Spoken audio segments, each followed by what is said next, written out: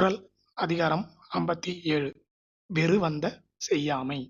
இந்த அதிகாரமும் ஒட்டுமொத்தமா ஆட்சியாளர்களை பத்தி தான் விளக்கம். காரணம் 50ல இருந்து 60 வரைக்கும் இருக்கிற எல்லா அதிகாரமும் ஆட்சியாளர்களும் அவங்க எப்படிலாம் நடந்துக்கணும் அப்படிங்கிறதையும், நடந்துக்காம போனா என்ன நடக்கும் அப்படிங்கிறதுக்கான விளக்கமும் தான் எல்லா குறள்லையும் இருக்கும். குறள் 1. தக்காங்கு நாடி தலை செல்லா வண்ணத்தால் ஒத்தாங்கு ஒருப்பது வேந்து. விளக்கம்: என்ன நடந்தது, என்னென்ன தப்பு நடந்தது அப்படிங்கிறத நடுநிலை தவறாம ஆராய்ஞ்சு மறுபடியும் அது நடக்காத வண்ணம் அந்த குற்றங்களுக்கு ஏற்ப தண்டனைகளை கிடைக்க செய்வதே அரசின் கடமை ஆகும். குறள் 2.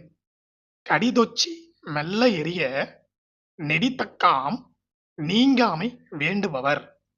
விளக்கம்: குற்றங்கள் நிகழாம இருக்க கண்டிக்கும் போது கடுமைகளை காட்டி தண்டிக்கும் போது மென்மை காட்டுகிறவர்களின் செல்வாக்குதான் தொய்வின்றி நெடுநாள் நீடிக்கும். அதாவது, ஒருத்தன் தப்பு பண்ணான்னு வச்சுங்களேன், மறுபடியும் அந்த தப்பு நடக்காம இருக்கிறதுக்கு பனிஷ் பண்ணும்போது ஹார்ஷா தான் இருக்கணும். ஆனா அதுக்கப்புறம் அதுக்கான ட்ரீட்மெண்ட்டையும் பண்ணி திருப்பி அவன் அந்த மாதிரி பண்ணாத அளவுக்கு அவனை மாத்தி கொண்டு வரணும். அதுதான் முக்கியம். குறள் 3. வெறுவந்த செய்தொழுகும் வெங்கோலன் ஆயின் ஒருவந்தம் ஒல்லை கெடும். விளக்கம்: குடிமக்கள், அதாவது ஒரு அரசாங்கத்துக்கு கீழே இருக்கிற மக்கள் பயந்து நடுங்கிற மாதிரி ஒரு கொடிய ஆட்சியை செஞ்சோம்னாக்கா அந்த ஆட்சி சீக்கிரமா அழிஞ்சு போறது கன்ஃபார்ம் அப்படிங்கிறாங்க. குறள் 4. இறை கடியன் என்றுரைக்கும் இன்னா சொல் வேந்தன் உரை கடுகி ஒல்லை கெடும்.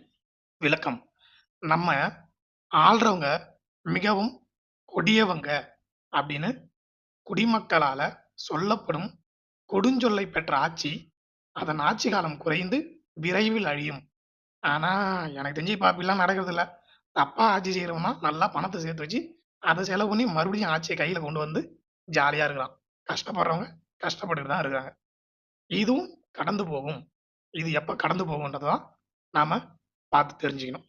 குறள் 5. அருஞ்செவ்வி இன்னா முகத்தான் பெருஞ்செல்வம் பேய்கண்டன துடைத்து. விளக்கம்: யாருமே அவ்வளவு ஈஸியா பார்க்க முடியாதனாவும் கடுகடுத்த முகத்தனும் எப்பவும் உருன்னு கடுகடுன்னு மூஞ்சி இருக்கிறவனும் இவங்க கிட்ட குவிஞ்சு இருக்கிற பெரும் செல்வம் பேய் தோற்றம் எனப்படும் அஞ்சத்தகும் தோற்றமே ஆகும். அவங்க கிட்ட இந்த காசை வாங்கிட்டு வச்சுங்க, நம்ம திருப்பி கொடுக்கலன்னு வச்சுங்க, நம்மள ஒரு வழி பண்ணிடுவாங்க. அவங்கள பார்க்கவே நம்ம பயப்படுவோம். அப்படிப்பட்டவங்க கிட்ட இருக்கிற செல்வம் வேஸ்ட் அப்படிங்கிறாரு. குறள் 6. கடுஞ்சொல்லன் கண்ணிலன் ஆயின் நெடுஞ்செல்வம் நீடின்றி ஆங்கே கெடும். விளக்கம்: கடுமையான சொல்லும் கருணையே இல்லாத உள்ளமும் இருக்கிறவங்க கிட்ட பெருஞ்செல்வமே இருந்தாலும் அது நிலைக்காம சீக்கிரமா டேமேஜ் ஆகி வீணா போயிடும் அப்படின்னு சொல்றாங்க. குறள் 7. கடுமொழியும் கையிகந்த தண்டமும் வேந்தன் அடுமுரண் தேய்க்கும் அறம். விளக்கம்: கடுமையான சொல்லும் முறையே இல்லாத தண்டனையும் ஒரு அரசின் வலிமையை தேய்த்து மெலிய செய்யும் அறம் எனும் கருவியாக அமையும். அதாவது, எப்ப பாரு கடுகடுன்னு மூஞ்ச காட்டின்னு யாரிடையும் மரியாதை இல்லாம பேசிட்டு இருக்கிற ஒரு மேனேஜ்மெண்ட் கீழே இருக்கிற டீமு ரொம்ப ஈஸியா டேமேஜ் ஆகும். ஏன்னா இதுவே அதுக்கான வெப்பனா மாறிடும் அப்படின்னு தான் இந்த குறள்ல சொல்லியிருக்காங்க. குறள் 8. இனத்தாற்றி எண்ணாத வேந்தன் சினத்தாற்றி சீறி சிறுகுந்திரு. விளக்கம்: தன்னோட அமைச்சர்கள் கூட கலந்து பேசி செயல்படாத ஒரு லீடர் தன்னை சினவழி நடத்தி தவறு வரும்போது அமைச்சர்களை சினத்தால் நாளும் குறையும். அதாவது, யார்கிட்டையும் எதையும் கலந்து பேச தெரியாது, எல்லா முடிவும் அவரே தான் எடுப்பாரு. ஆனா அதுல ஏதாவது தப்பா போச்சுன்னு வச்சுங்க, உடனே அவர் கீழே இருக்கவங்ககிட்ட டாமினேட் பண்றது. இப்படி இருந்ததுனாக்கா அந்த மேனேஜ்மெண்ட் சீக்கிரமா டவுன் ஆகி வந்துடும் அப்படிங்கிறாங்க. குறள் 9. செருவந்த போல் திரை செய்யா வேந்தன் வெறுவந்து வெய்து கெடும்.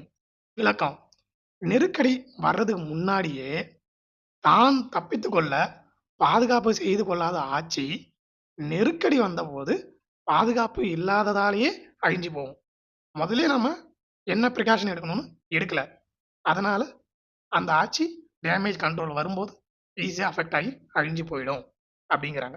குறள் 10.